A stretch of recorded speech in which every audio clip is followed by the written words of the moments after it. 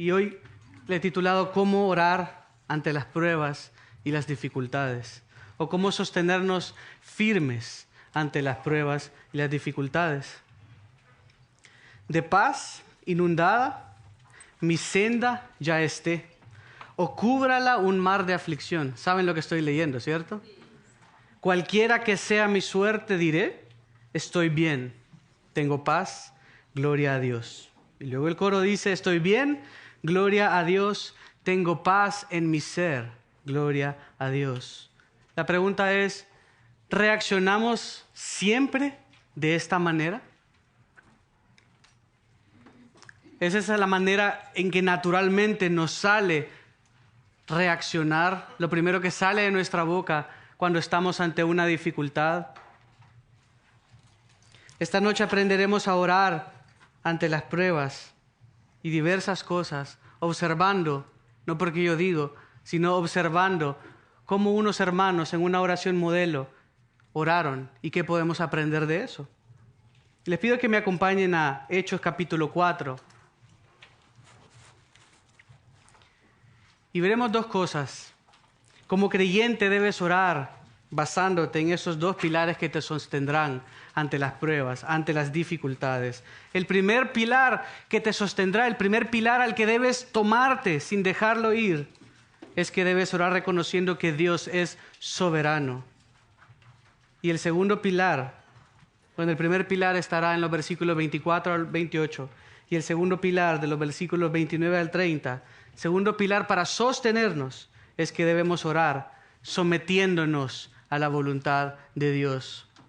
El primer pilar, orar reconociendo la soberanía de Dios. El segundo, orar sometiéndonos a la voluntad de Dios. Veamos en Hechos 4:23, solo antes de comenzar a leerlo. Jesús resucitó, se apareció a sus discípulos, les encomendó esperar al Consolador, quedarse en Jerusalén. Recibieron al Espíritu Santo en Hechos capítulo 2. Nació la iglesia. Pedro predicó y se convirtieron 3,000. Luego en el capítulo 3 vemos que Pedro y Juan suben al templo y sanan a un hombre cojo de nacimiento.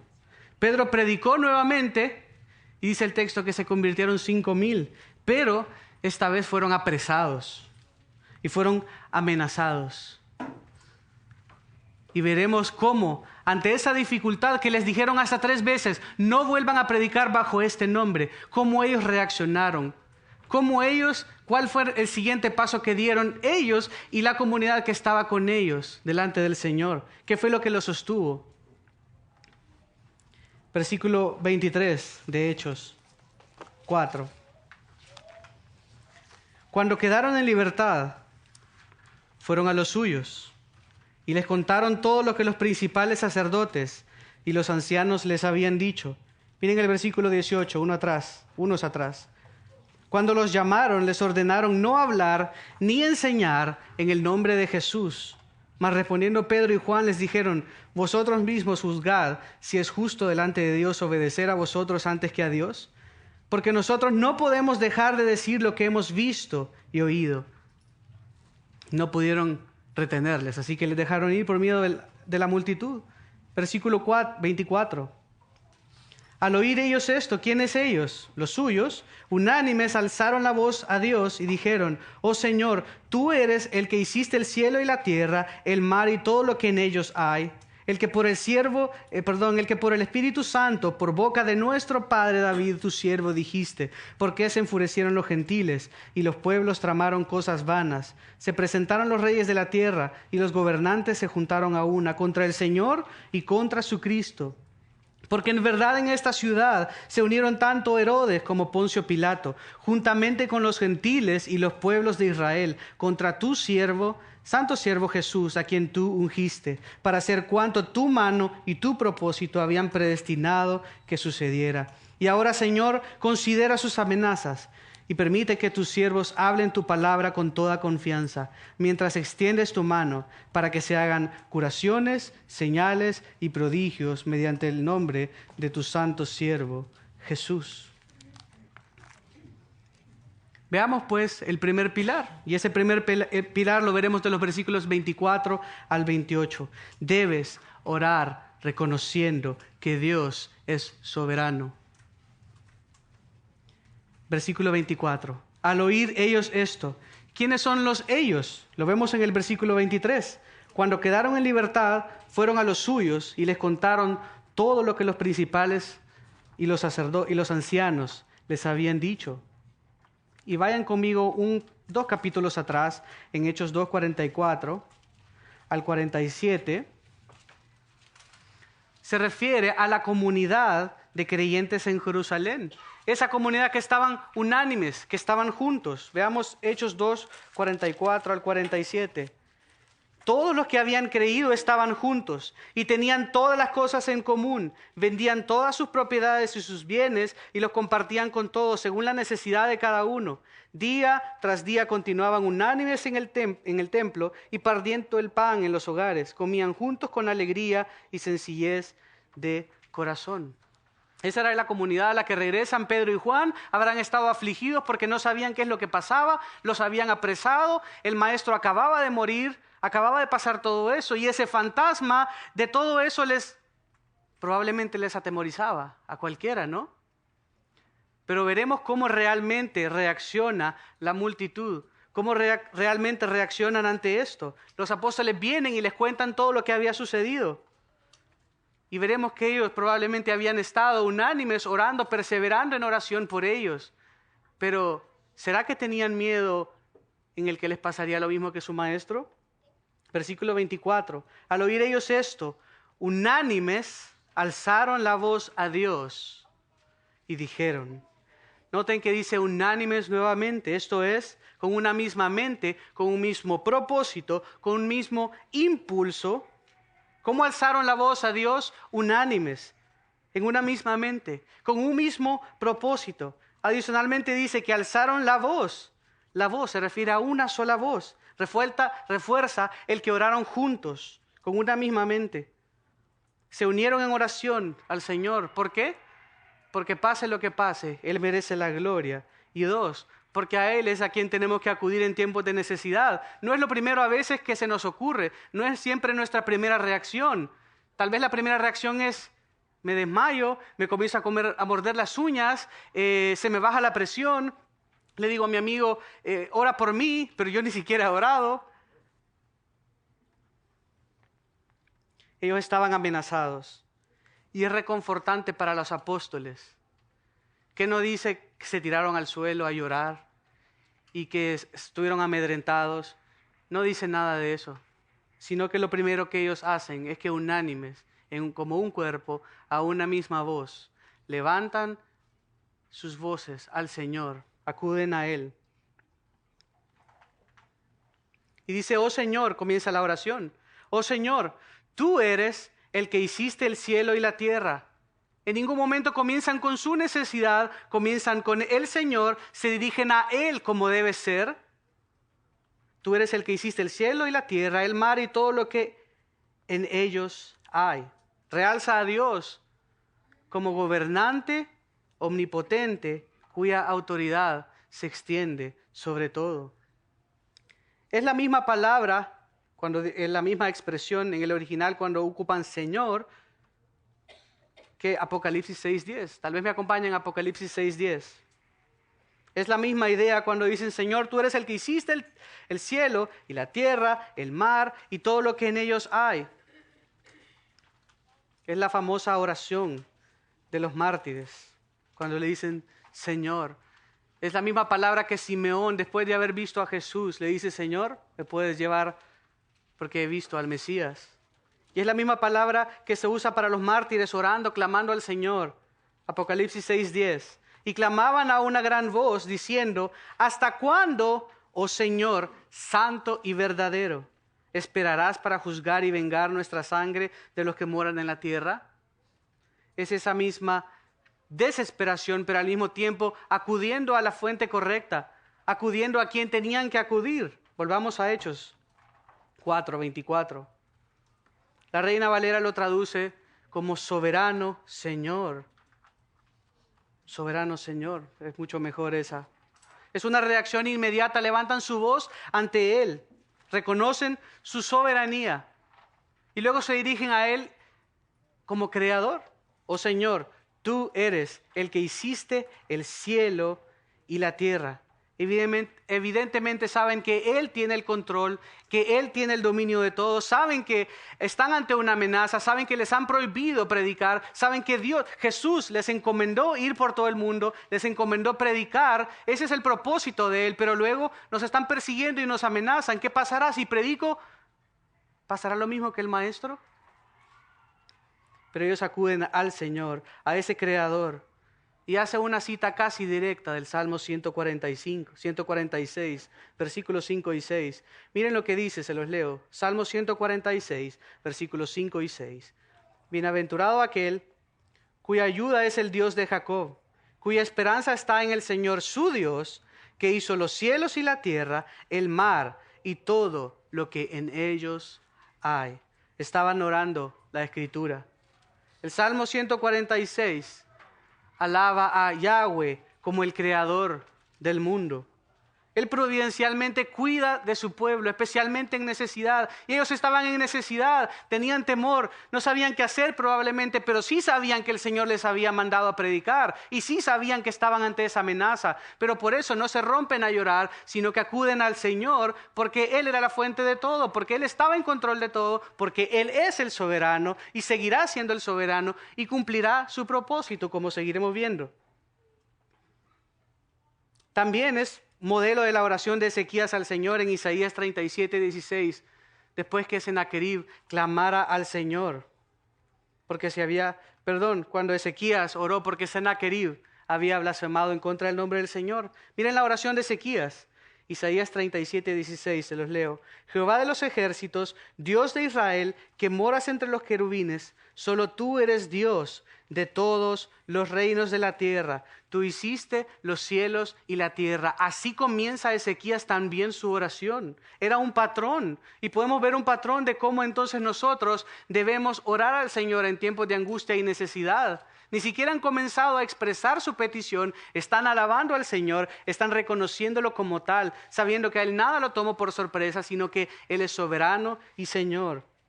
En el versículo 20 de Isaías 37 dice, líbranos para que todos sepan que solo tú eres Dios. Noten que no está diciendo líbranos porque tenemos miedo. Dice, para que todos sepan que solo tú eres Dios. Y que al final es la misma oración que hace la comunidad que estaba reunida en Jerusalén después de esto.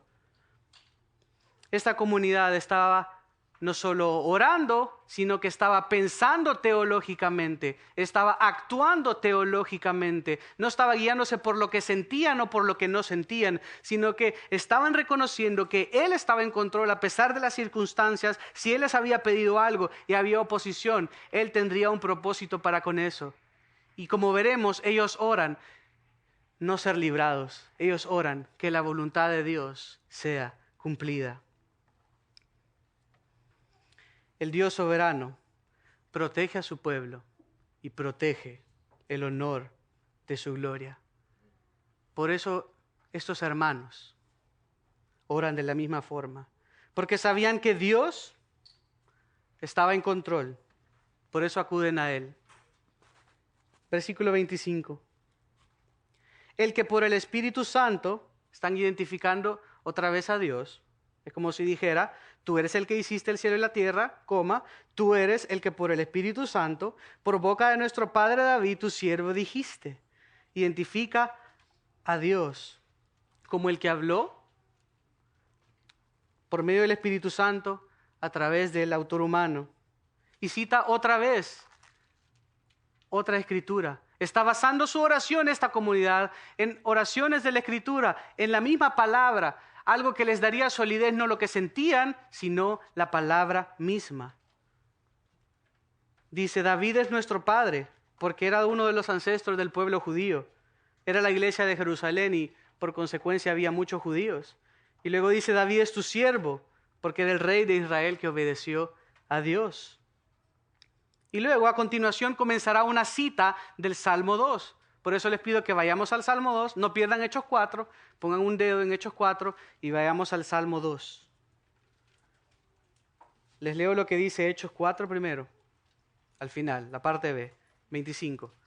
¿Por qué se enfurecieron los gentiles y los pueblos tramaron cosas vanas? La oración sigue así. Realmente están citando el Salmo 2. Si ven conmigo el Salmo 2, versículo 1. ¿Lo tienen? Dice, ¿por qué se sublevan las naciones y los pueblos traman cosas vanas? Es lo mismo, están citando la Escritura. ¿Por qué? Porque ese es un salmo real en el cual Dios promete victoria sobre los enemigos. Se enfoca en la victoria del rey ungido sobre las naciones. A ese rey que pensaron que derrotaron en la cruz. Sin embargo, nosotros sabemos que no fue así. Y Él vencerá. ¿Por qué? Cuando dice, ¿por qué se enfurecieron los gentiles?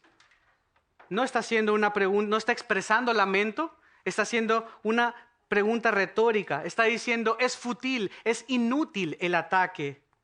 Los gobernantes judíos, al oponerse al Evangelio y a los apóstoles mismos, estaban atentando contra Dios mismo y sus propósitos. Sin perder el Salmo 2, volvamos a Hechos. No lo pierdan. Miren Hechos. En el Salmo 2 dice, ¿por qué se sublevan las naciones? En Hechos dice, ¿por qué se enfurecieron los gentiles?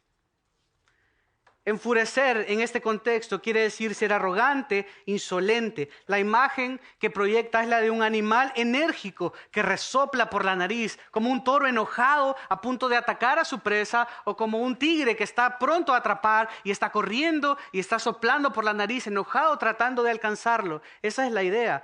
Se enfurecieron. Este es un salmo mesiánico que es citado en Hechos. Y ellos, de manera retórica, comienzan diciendo, ¿por qué se enfurecieron los gentiles? El texto hebreo se refiere a una reunión tumultuosa de rebeldes para planear un ataque. Justo lo mismo que estaba pasando ahora con los discípulos. Es el mismo caso en Hechos 4, el mismo caso en Isaías 37, el mismo caso en el Salmo 2. Y luego dice, y los pueblos tramaron cosas vanas, otra vez retóricamente. Tramaron quiere decir fijar la mente de uno en algo, conspirar. ¿Por qué conspiraron? ¿Por qué tramaron? ¿Por qué conspiraron contra Jesús? ¿Por qué conspiraron contra los discípulos también?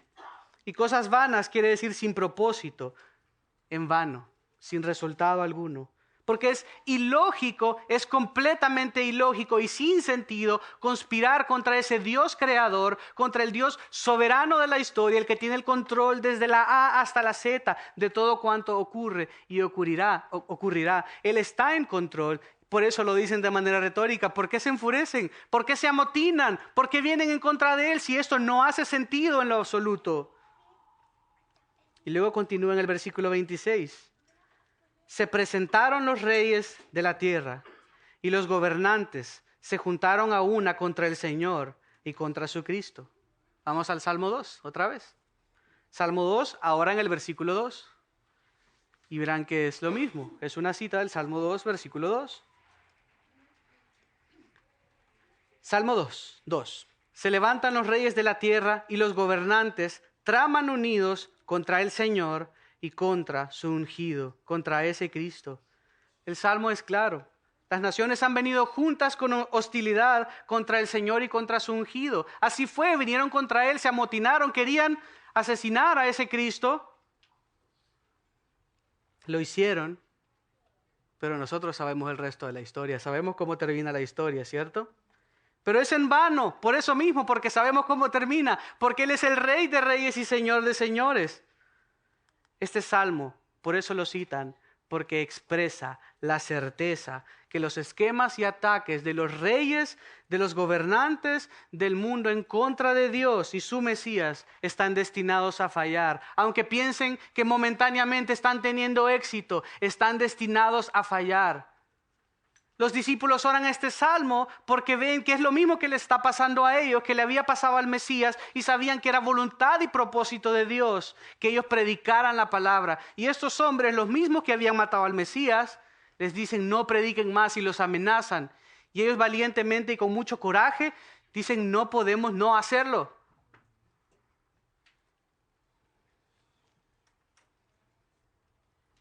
Regresemos a Hechos y no pierdan por última vez el Salmo. Hechos 4. Dice, se presentaron los reyes de la tierra. Esa palabra tiene que ver con un acercamiento, con una intención hostil. Si viene un ladrón en este momento ante uno de ustedes, y es obvio, viene con un revólver, viene muy mal encarado, ¿ustedes creen que viene a bendecirlo? Obvio que no. Viene con una actitud hostil a hacernos daño. Es la misma idea. Se acercaron contra el Señor. La intención no era buena. Como cuando llegaban donde Él y le decían, Maestro bueno, explícanos esto. No era bueno lo que querían. No pensaban que era bueno. No les importaba. Lo que querían era atraparlo. Dice que se juntaron a una. Ellos también estaban unánimes. Se juntaron a una contra el Señor y contra su Cristo. Se reunieron con un propósito específico para atentar contra la vida del Mesías. Se habían opuesto al Mesías, se estaban oponiendo a ellos y se seguirían oponiendo. Por eso esta comunidad ora este salmo, porque sabe que este salmo era un salmo mesiánico en el cual era evidente que el Señor estaba en control y a pesar de que se amotinaran las naciones, a pesar de que conspiraran contra Él, Él vencería y el Señor cumpliría su propósito. Y noten este contraste, y la última vez que les hago ir al Salmo 2. Vayan conmigo al Salmo 2.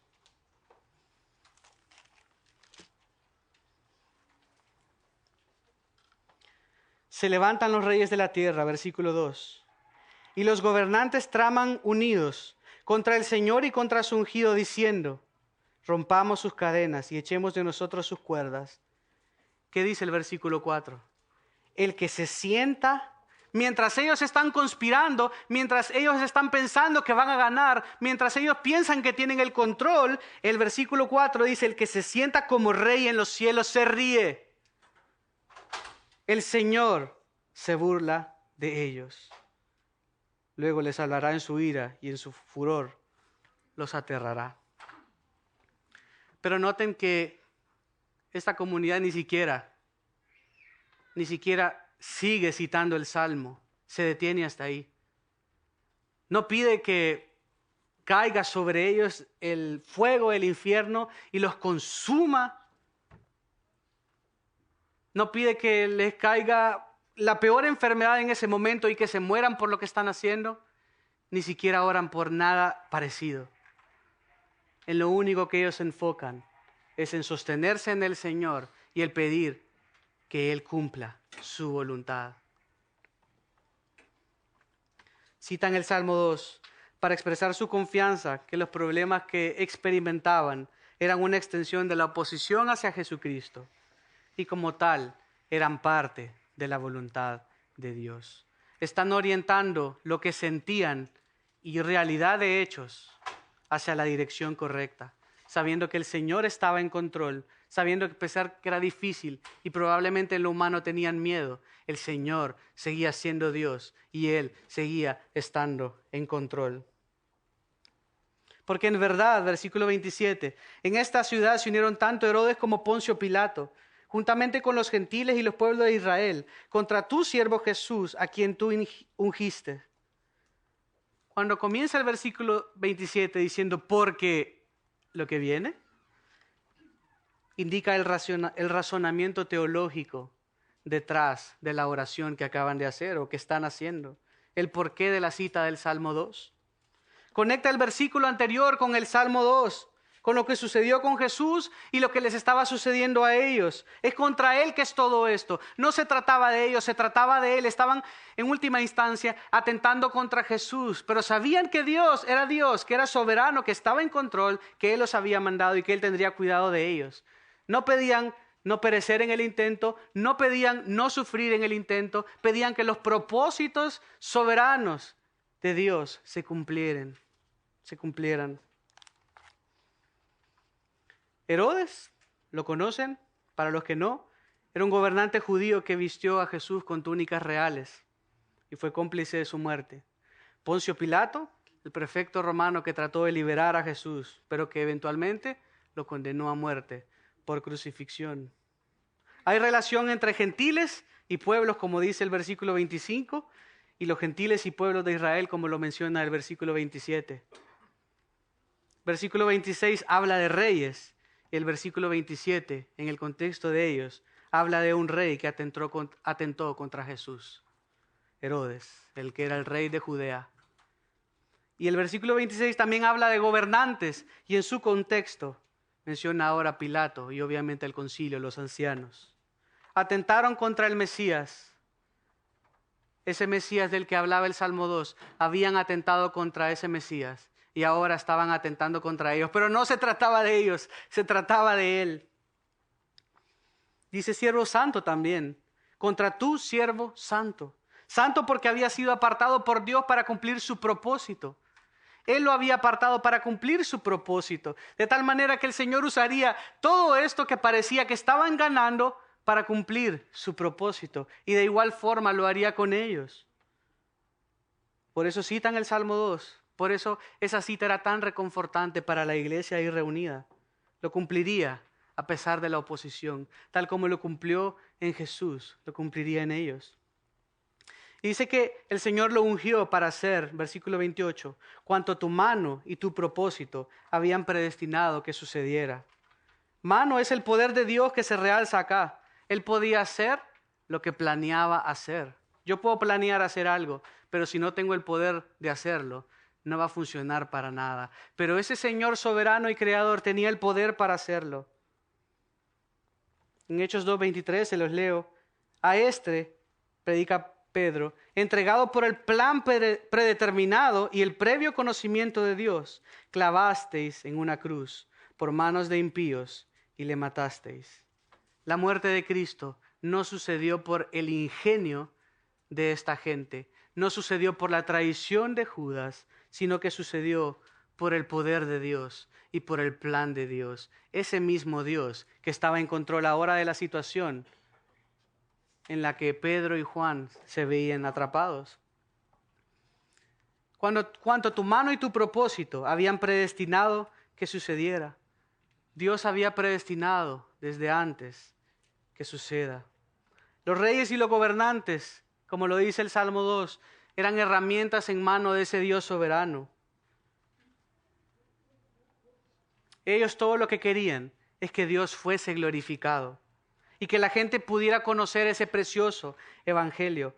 Oran que el Señor cumpla su propósito, así como lo cumplió en el Mesías. Sabían que esta era una misión encomendada por el Mesías y no podían callarse. El Señor se lo había mandado, querían hacerlo, tenían que hacerlo.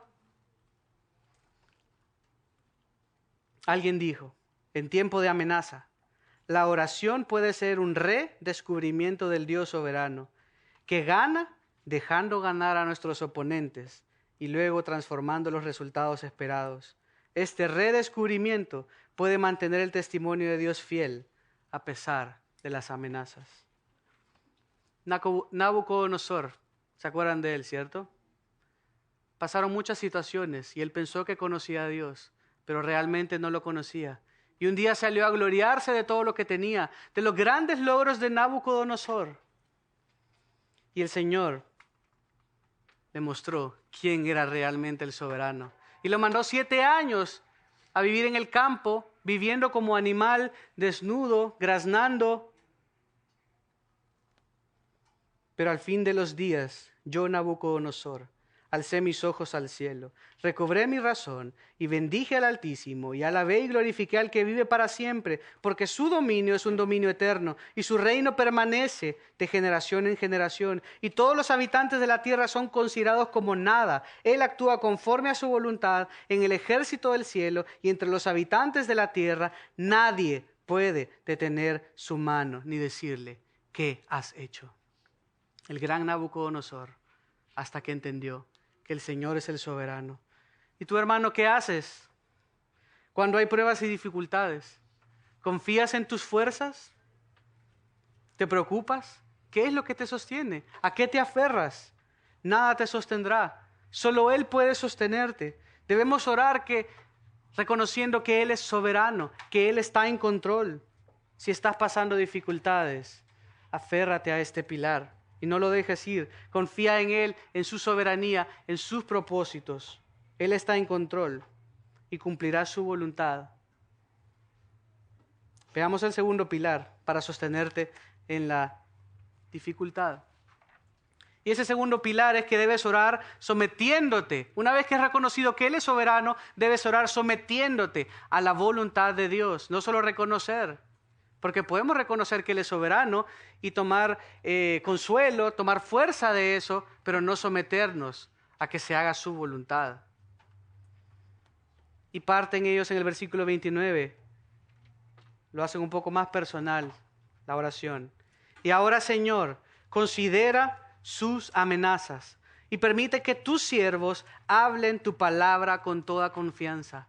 Noten que en ningún momento están orando, ellos líbranos del mal. En ningún momento están pidiendo, Señor, quita toda oposición, que nuestros enemigos mueran hoy en la noche, que les venga la peor enfermedad del mundo.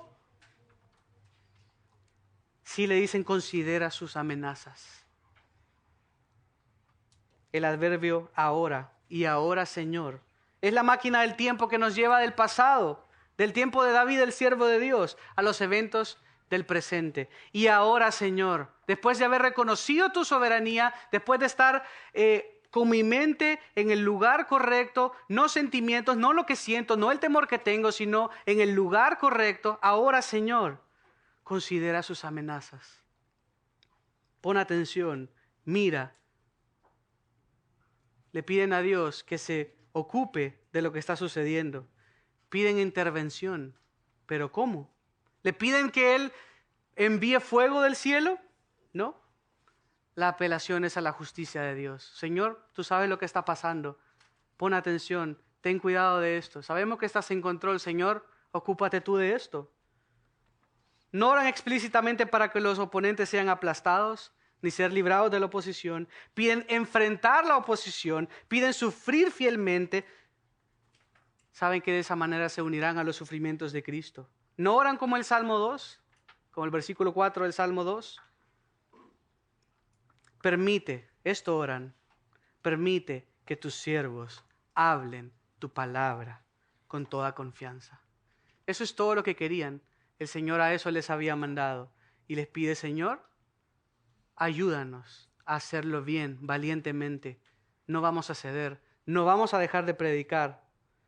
Permítenos enfrentar la oposición, que hablemos tu palabra. Reconocen que son esclavos. Por eso le dice, permite que tus siervos, somos tus esclavos, nos debemos a ti. Tú nos has dado una misión, nos has encomendado algo que tenemos que hacer. Por favor, permítenos seguir predicando tu palabra a pesar de la oposición, no que la quites. Permítenos seguir siendo valientes. Piden hablar con coraje, con valentía, con confianza. Mientras extiendes tu mano para que se hagan curaciones, señales y prodigios mediante el nombre de tu santo siervo Jesús. Esta otra petición tiene que ver con su mano nuevamente, con su poder. Enlaza la misma idea del versículo 28. Dios obrando grandemente, cumpliendo sus propósitos. Implica que evidentemente el poder es solo de Dios. Piden que Dios muestre su poder para validar el mensaje. Para eso eran los milagros, para eso eran esos prodigios. Pedro y Juan habían sanado a este hombre. ¿Y qué pasó después de eso? Se dio la oportunidad, todos se acercaron y comenzó Pedro a predicar. Y 5,000 fueron convertidos. El propósito no fue la sanación, nunca lo fue, sino la sanación del alma. Todos esos que el Señor ocupó su palabra para transformarlos. Ese era el propósito, vindicar el mensaje, validar el mensaje. La referencia a sanación es en el contexto de una petición en oración al Señor soberano que hizo los cielos y la tierra. Significa que es Dios. Y solo Dios quien determina si las sanaciones milagrosas tendrían lugar. Fue por esa sanidad que ellos tuvieron acceso a predicar. Y no solo predicaron afuera, en el concilio cuando los apresaron, pudieron predicar también a los del concilio, a los ancianos. Por eso oran, para que sucedan más sanidades. No por las sanidades en sí, porque esa era la necesidad de la gente. porque eso llevaría a más oportunidades de proclamar las buenas nuevas de Jesús. Y sería un círculo. Validaría el mensaje y les daría oportunidad para predicar. Sabemos por Hechos 5:12 que tuvieron lugar esas señales y prodigios. El Señor les respondió. Miren lo que dice Hechos 5:12.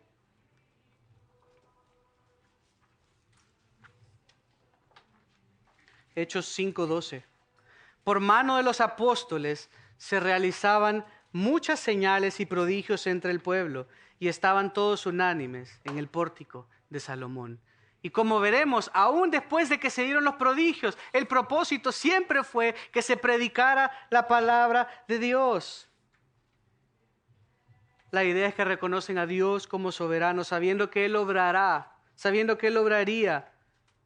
Él quería que el evangelio fuera dado a conocer a toda criatura. Por eso el versículo dice mientras. Dice, y permítenos, 29, permítenos que tus siervos hablen tu palabra con toda confianza mientras extiendes tu mano. La intención es mientras ve las amenazas del Sanedrín y les da valentía para proclamar las buenas nuevas. Haz que sigan sucediendo señales y maravillas para validar el mensaje y para que podamos seguir predicando tu palabra. Nuevamente, ante la dificultad, ante la adversidad, no oran por ellos, oran que sea la voluntad de Dios, se someten a esa voluntad, sabían cuál era la voluntad y no buscaban el bienestar de ellos, sino que su voluntad fuese hecha. Y miren cómo respondió. 4:31. Ese intencionalmente no lo leímos al principio. Después que oraron, terminaron su oración. Después que oraron, el lugar donde estaban reunidos tembló y todos fueron llenos del Espíritu Santo. Si solo terminara hasta ahí el versículo, cualquier persona diría, wow, el propósito entonces fue la llenura del Espíritu Santo y cualquier tergiversación que podría hacerse de eso. Pero noten cuál fue el real resultado después que fueron llenos del Espíritu Santo. ¿Qué dice? Y hablaban la palabra de Dios con valor. Ese fue el propósito por el que oraron. Ese fue el resultado de la oración. El Señor bendijo esa oración, bendijo la sumisión que tuvieron, el reconocimiento a su soberanía. El Señor cumplió su propósito. Fueron fortalecidos y evidentemente Él se llevó toda la gloria. La comunidad en Jerusalén no se amedrentó. Se sometieron a la voluntad de Dios sabiendo que Él controla todo. Es por eso que no piden ser librados, sino que piden que su voluntad sea cumplida. Amado hermano, te invito a que ores, sometiéndote a la voluntad de Dios para sostenerte ante las pruebas y las dificultades. Que Él cumpla su propósito en tu vida. Que Él cumpla su propósito en mi vida, en nuestras vidas y en cada situación. Hay una familia en Nebraska, una familia de 5, hace ya un año creo. Perdieron a su mamá por un cáncer de mama. Y solo 10 semanas después, el papá, el esposo, colapsó enfrente de los hijos con una convulsión violenta. Fue trasladado al hospital, un tumor en el cerebro. Lo operaron de emergencia, esperando los resultados, las opiniones de los médicos. Y los doctores anticipaban por el comportamiento que sería un cáncer muy agresivo.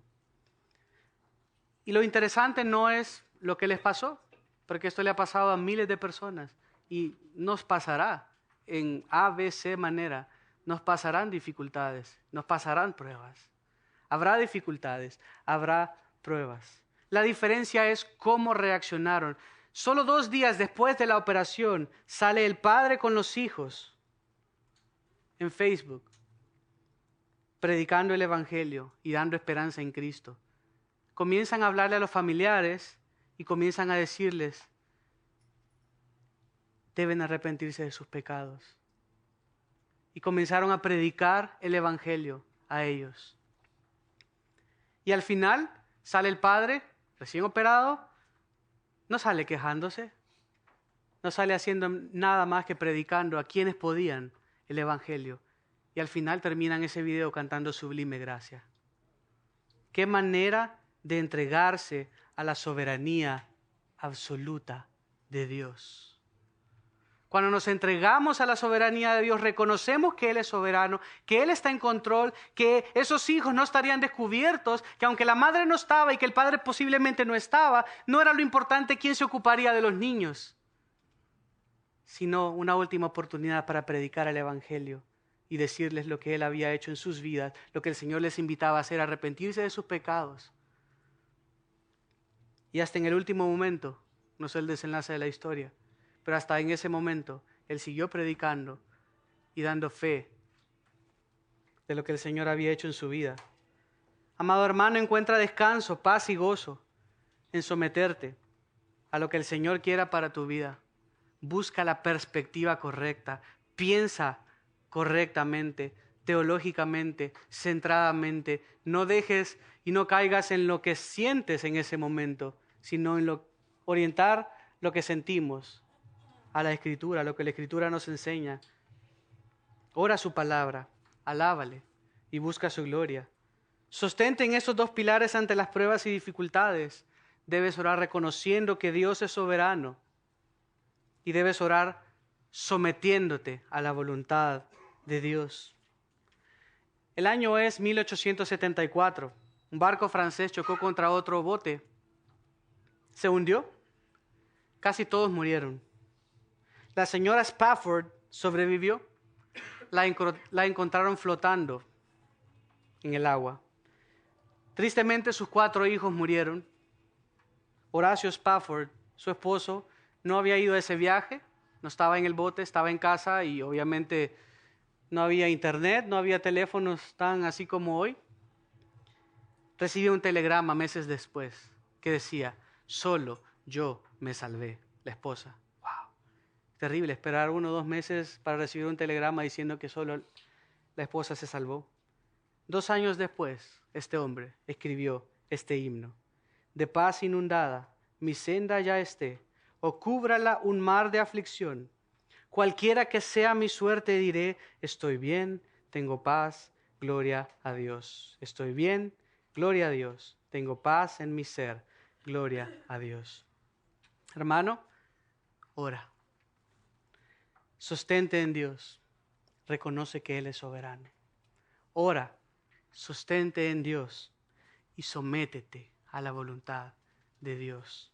Él te sostendrá, estarás bien y Él tendrá toda la gloria. Oremos. Gracias, amado Padre, por tu palabra. Gracias porque nos cuidas y nos amas, Señor. Gracias por el ejemplo de estos hermanos, de cómo oraron reconociendo tu soberanía y de cómo se sometieron a tu voluntad. Permítenos, Señor, tener corazones dóciles, mansos y humildes. Someternos a tu voluntad también, Señor, que es buena, agradable y perfecta. Y aunque a veces temporalmente duela, aunque sea difícil, Señor, tu voluntad es buena. Y pedimos que cumplas tu voluntad en nuestras vidas, pase lo que pase, y danos gozo y paz. No te pedimos comprensión, no te pedimos nada más, Señor, sino que tu voluntad sea cumplida y que al reconocer tu grandeza, tu soberanía y someternos a ella, podamos tener gozo y paz en medio de la prueba, algo que el mundo no entiende, que solo tú puedes dar. Gracias, Señor, por tu palabra, gracias por este tiempo juntos. En el nombre de Cristo Jesús. Amén.